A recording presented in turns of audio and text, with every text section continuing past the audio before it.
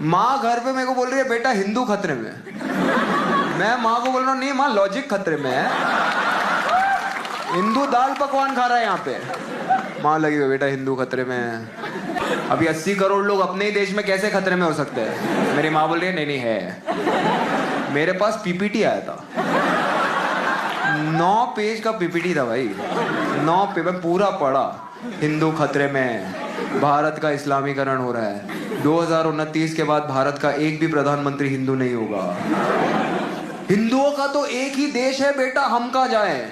मुझे रूह अफ़ज़ा नहीं पसंद, सब था उसमें।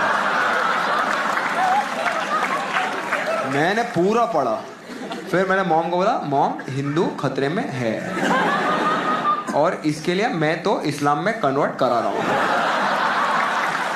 नहीं आप अपना देख लो, ये सुबह शाम खतरे की जिंदगी मुझे तो नहीं चाहिए। वैसे भी हमारा क्या है, हम तो फकीर आदमी है, झोला उठा के